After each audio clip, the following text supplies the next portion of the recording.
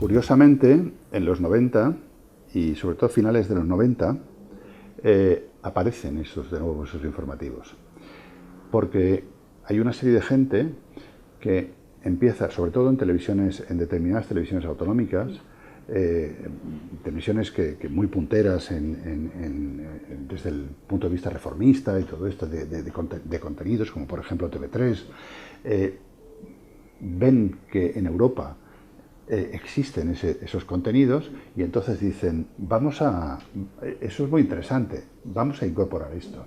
Y hay jornadas, por ejemplo las jornadas de telediarios infantiles y juveniles en Europa, que se celebran en el 2005, donde participan una serie de personajes de distintas televisiones diciendo, nosotros hemos innovado y hemos traído de Europa un formato nuevo, que es el informativo juvenil.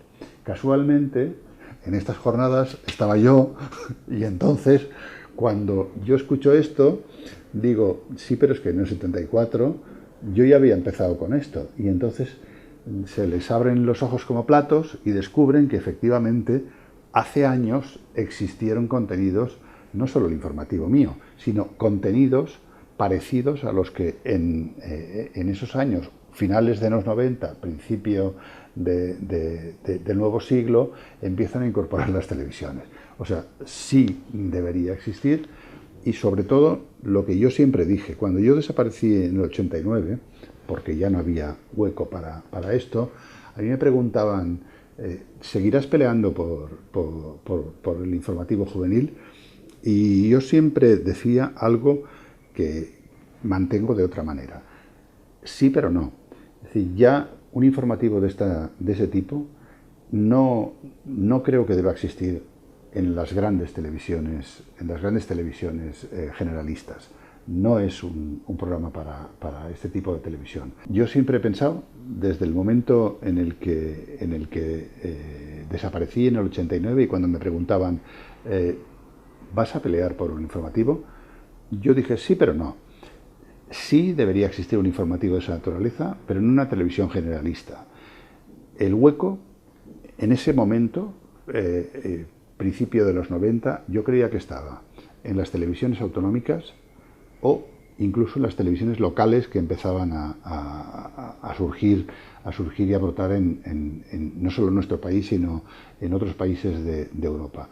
Pensaba que la proximidad era lo que hacía necesario ese tipo de programas. Necesitaban de la proximidad.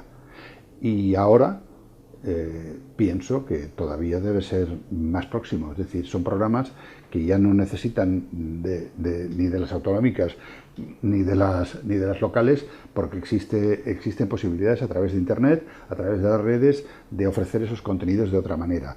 Y sobre todo, de interactuar con el espectador. Es muy fácil ahora, de la misma forma que es muy fácil hacer un buenísimo documental con un teléfono móvil, y ejemplos hay en todo el mundo, se hacen buenísimos documentales que compiten con documentales hechos con otras técnicas, no solo documentales, sino ficción que se hace con móviles. Por tanto, es muy fácil interactuar y conseguir contenidos de este tipo próximos a la audiencia. Pienso, por tanto, claro, que ahora deberían existir y es posible que eso fuera un buen éxito y un buen contenido para los niños y jóvenes, pero utilizando las técnicas que existen actualmente.